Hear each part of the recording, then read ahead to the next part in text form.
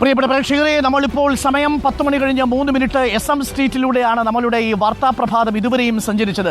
നമ്മളിനി മറ്റൊരു സ്ഥലത്തേക്ക് പോവുകയാണ്. കച്ചവടക്കാർക്ക് ഈ ഓണം ആശങ്കയുള്ളതായിരുന്നു. ആ ആശങ്ക മാറ്റാനും കലാകാരന്മാരുടെ ചെറിയ സങ്കടങ്ങൾ മാറ്റാനും ഒക്കെയാണ് നമ്മൾ ഈ തെരുവിലേക്ക് ഇറങ്ങിയത്. നമ്മൾ എത്തിയത് മിഠായി തെരുവിലാണ്. മിഠായി തെരുവിൽ എത്തിയപ്പോൾ തന്നെ മന്ത്രിയുടെ പ്രസ്താവന വന്നു.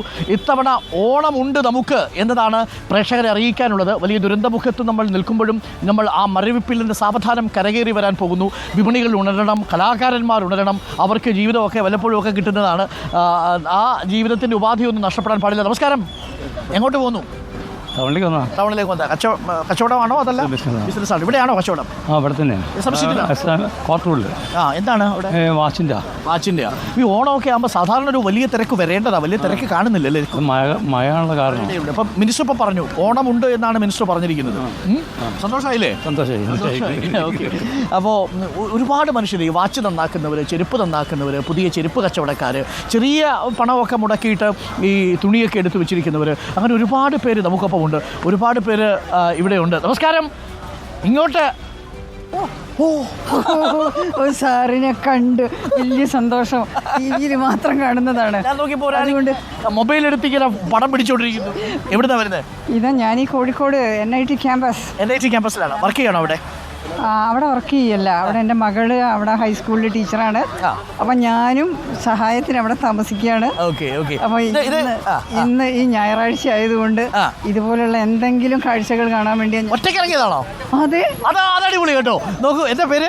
ശോഭന കല്ലേരി. നോക്കൂ, നമ്മുടെ വീട്ടിൽ എത്ര പേര് അങ്ങനെ ചെയ്യും? യഥാർത്ഥത്തിൽ നമ്മളത് ചെയ്യണത് യാത്ര ചെയ്യാൻ ഇഷ്ടമാണ്, കാഴ്ചകൾ കാണാൻ ഇഷ്ടമാണ്, ഇതുപോലുള്ള മനുഷ്യരെ ഇഷ്ടമാണ്, അപൂർവ സിദ്ധികളുള്ളവരെ. അയ്യോ, അതൊന്ന് ആലോചിച്ച് നോക്കേ. വീട്ടിനുള്ളിൽ കൊച്ചുമക്കളുടെ ഒപ്പം വേണം ഇരിക്കാമെന്ന് നിങ്ങൾ വിചാരിക്കും. അത് നല്ല കാര്യമാണെങ്കിലും പുറത്തേക്ക് ഇറങ്ങണം. മഴയാണെങ്കിലും ഇങ്ങനെ ഇറങ്ങണം, കാഴ്ചകളൊക്കെ കാണണം, അല്ലേ? അങ്ങനെയല്ലേ വേണ്ടത്? തീർച്ചയായും കാഴ്ചകൾ കാണണം, ഈ മഴ കാണണം. ഇപ്പൊ ഇതൊക്കെ കണ്ടത് ഞാൻ ഇങ്ങോട്ട് ഇറങ്ങി വന്നതുകൊണ്ടാണ്. എഴുതാറുണ്ടോ? എഴുതാറില്ല, വായിക്കാറുണ്ട്. ഞാൻ വായിക്കാറുണ്ട്. എന്താ പേര് ചോദിക്കാൻ ഞാൻ മറന്നു. ശോഭന കല്ലേരി. ഓക്കെ. പിന്നെ ഈ 24-ന്റെ ന്യൂസ് റിപ്പോർട്ടറാണിത്. എല്ലാം കാണാറുണ്ട്. എല്ലാ ന്യൂസും ഓരോന്ന് എടുത്ത് കാണാറുണ്ട്. അപ്പോൾ നോക്കൂ, കാഴ്ചകൾ കാണുന്നു, വാർത്തകൾ കാണുന്നു, പുറം ലോകം കാണാൻ വേണ്ടി വരുന്നു, അല്ലേ? അപ്പോൾ താങ്ക് യു. ന്യൂസുകൾ കാണാൻ ഇഷ്ടമാണ്. സന്തോഷം. അപ്പോൾ നമ്മളൊരാളെ പരിചയപ്പെട്ടു. പ്രകടനം ഒരു സിനിമ സ്റ്റാറിനെക്കാളും ഇഷ്ടമാണ് ഞങ്ങൾക്ക്. അയ്യോ, സന്തോഷം.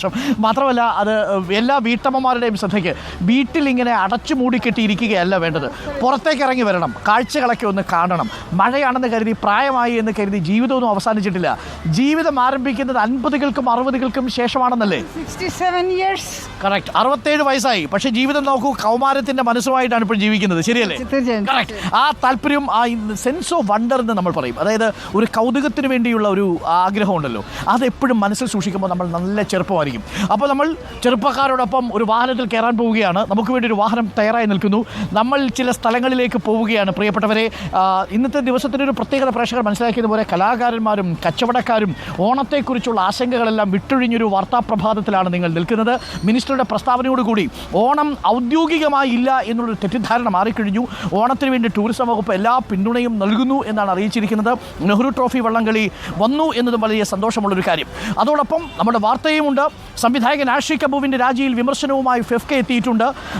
ഈ വിഷയത്തിൽ ഇപ്പോൾ ആഷി കപൂറിൻ്റെ രാജി തീരുമാനം സംഘടനാ നേതൃത്വവുമായി സംസാരിക്കാതെയാണ് എന്നാണ് B. ഉണ്ണികൃഷ്ണൻ ഇപ്പോൾ റിപ്പോർട്ടറിനോട് പറഞ്ഞിരിക്കുന്നത്.